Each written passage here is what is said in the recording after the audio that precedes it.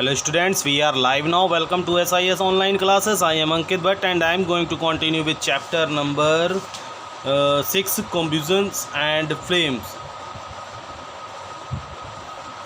Okay, so students, explosion तक types of जो कम्बस्टन्स था वो आपका क्लियर हो चुका था, डिस्कस हो चुका था. और next topic and new topic is ignition temperature.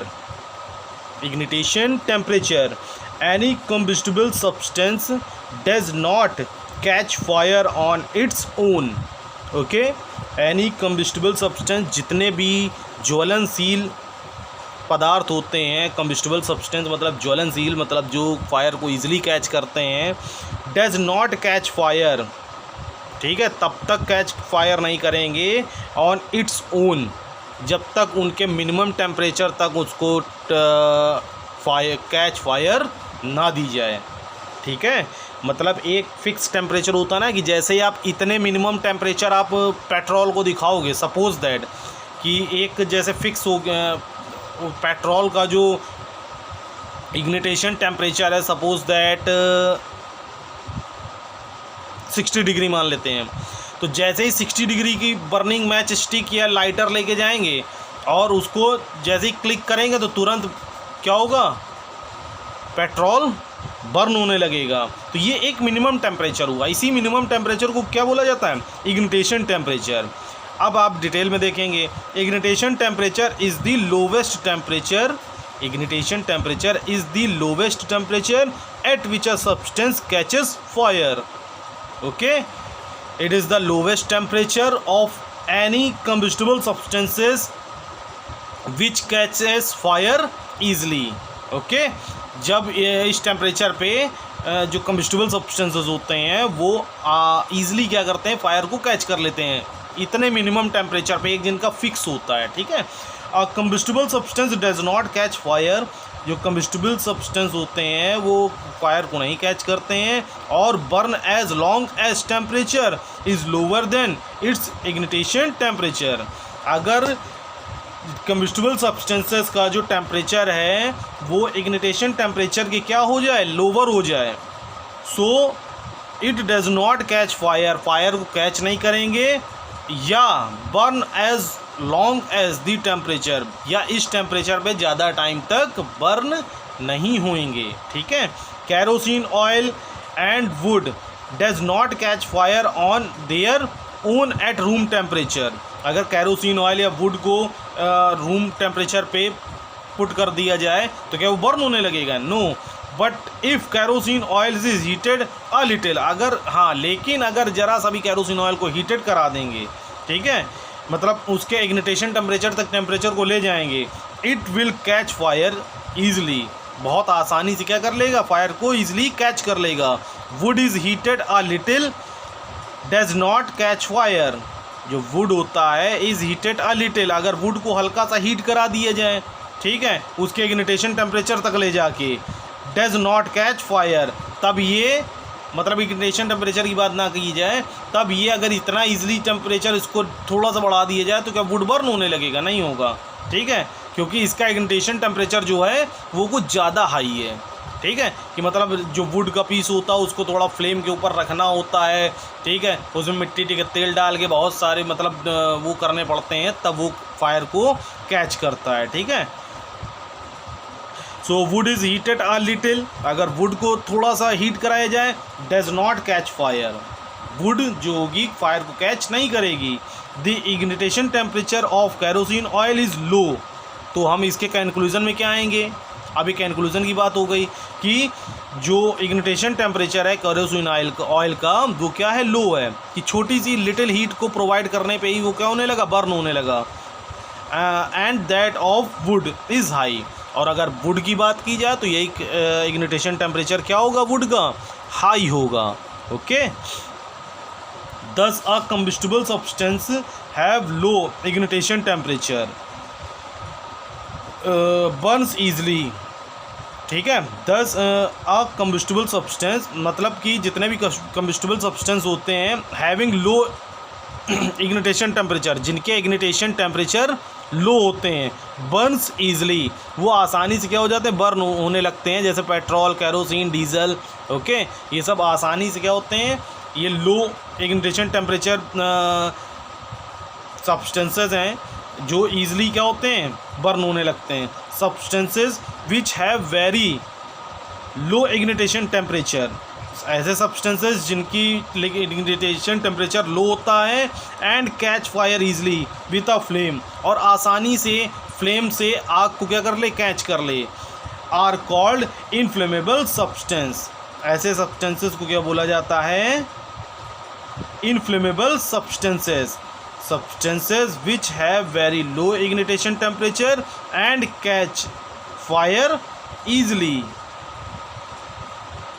with a flame are called inflammable substances। Means जिन टेम्परेचर्स का इग्निटेशन टेम्परेचर लो होगा और फायर को ईजिली फ्लेम से कैच कर लें, ठीक है, वो कैसे सब्सटेंसेस होंगे, inflammable substances. Example alcohol, petrol and liquefied petroleum gas LPG, okay, are all the examples of inflammable substances, okay. यहाँ पर एक छोटी सी एक्टिविटी दी गई है, to study the ignition temperature of a substance, okay. So बहुत अच्छा है, थोड़ा मेमोरी भी गेन करेगा आपका। और इस टाइप के बेटा अगर सुरक्षा के साथ, ठीक है, अगर घर में ये सारी एक्टिविटीज़ की जाएँ तो बहुत लॉन्ग टाइम तक आपके माइंड में क्या होंगी, सेट हो जाएंगी कि इग्निटेशन टेम्परेचर क्या होता है, इन्फ्लेमेबल सब्सटेंसेस क्या होते हैं, ये सब, ठीक है। सो method, make 2 paper cups by folding a sheet of paper, pour about 50 ml of water in one of the cups, heat both the cups separately with a candle, ठीक है, दोनों कैंडल्स को क्या कराएंगे, ईजिली कैंडल्स के नीचे देखिए burn करा रहे हैं, ठीक है।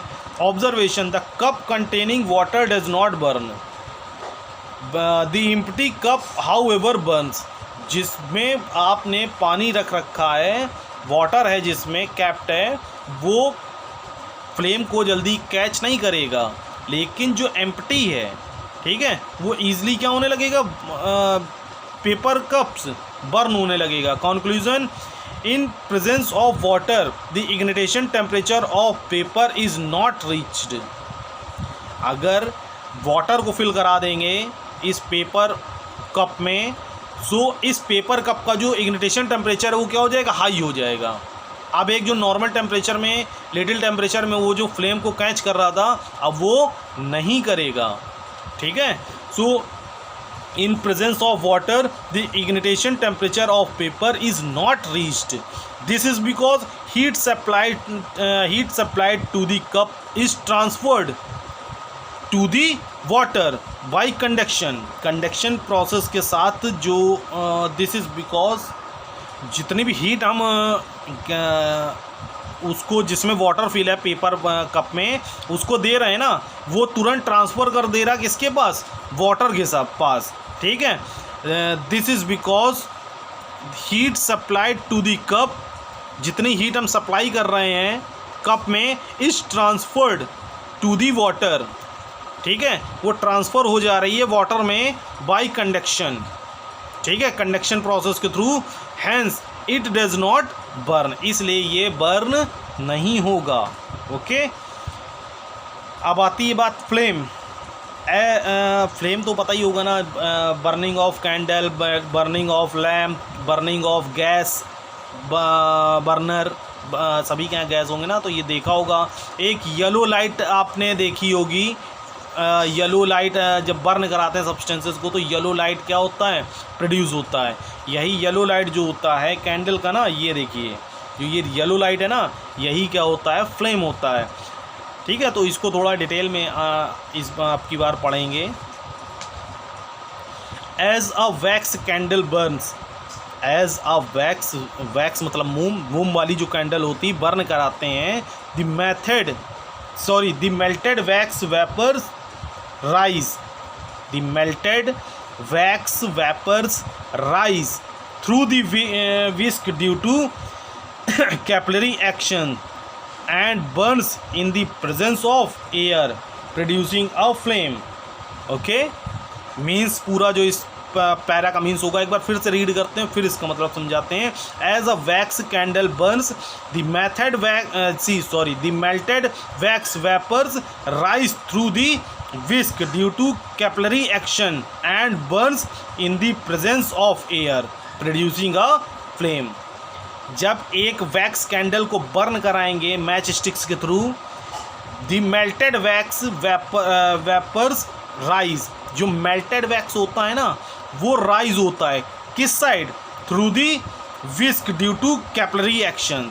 जो विस्क जो मतलब जो ऊपर का जो पार्ट होता है ना जिसमें फ्लेम को हम देते हैं, तो वो अपर जो मेल्टेड वैक्स होता है तो उसी की तरफ क्या होता है, मूव होता है. ठीक है, the melted wax vapours rise through the wick due to capillary actions. Capillary actions के थ्रू ये जो वैक्स होगा वेपराइज होके विस्क की ओर जाएगा. And Burns in the presence of air, और कैंडल क्या होगी, एयर की प्रेजेंस में बर्न होने लगेगी. प्रोड्यूसिंग अ फ्लेम, और एक फ्लेम को प्रोड्यूस करेगी. ठीक है, the heat of the flame of the candle decompose the wax which is hydrocarbon. Okay, the heat of the flame of the candle, जो हीट होती है flame of the candle, decompose the wax which is hydrocarbon and the carbon particles that are set free get heated up and glow. Okay, so पूरा line का मतलब होता है the heat of the flame of the candle, जो heat होती है flame of the candle की, decompose the wax. ठीक है, वैक्स का डिकम्पोज करती है which is a hydrocarbon and the carbon particles, जो क्या होती है हाइड्रोकार्बन और कार्बन पार्टिकल्स का मिक्सचर होती है. That are set free get heated up and glow. ठीक है, जो फ्री सेट के साथ हीट होती है एंड ग्लो, चमकती है. ठीक है, बात समझ में आ गई जी. The heat of the flame of the candle decompose the wax, जो हीट होती है फ्लेम की वो कैंडल के वैक्स को क्या करती है, डिकम्पोज मतलब मेल्ट करती है. डिकम्पोज मतलब धीमे धीमे देखो मोम क्या होता है, ख़त्म होने लगता है. जो मोमबत्ती से नीचे गिर के मोम ना आया हो, जो मोमबत्ती के जो पहले बड़ी बड़ी मोमबत्ती आती थी तो उसमें बहुत देखो कम वैक्स बचता था बेटा. आज भी जो देखिए जो क्या बोलते हैं दिवाली वगैरह में जो कैंडल लाते हैं पतली पतली, उसमें बहुत देखिए जितना वैक्स होता है ना बर्न कराने के बाद उतना नहीं बचता बेटा लास्ट में. तो जितना भी ये जो वैक्स हमारे पास नहीं बचा है वो क्या हो गया, डिकम्पोज मतलब ख़त्म हो गया. The heat of the flame of the candle decompose the wax, जो हीट होती है फ्लेम की कैंडल फ्लेम की जो हीट होती है, डिकम्पोज दी वैक्स, ये वैक्स को क्या करती है, डिकम्पोज करती है मतलब धीमे धीमे ख़त्म करती है. Which is a hydrocarbon and the carbon particles, जो क्या होती है हाइड्रोकार्बन और कार्बन पार्टिकल्स का मिक्सचर होती है. That are set free get heated, जो बहुत तेज़ी से जो वैक्स होता है बहुत तेज़ी से क्या होता है, मेल्ट भी होता है. हीट जरा सा आप उसको आग दिखाइए देखिए तुरंत हीट होकर मेल्ट होने लगेगा. एंड ग्लो, और जब ये मेल्टिंग उसमें होता है ना पोजीशन में, देखिए ग्लो करता है, बहुत शाइन करता है.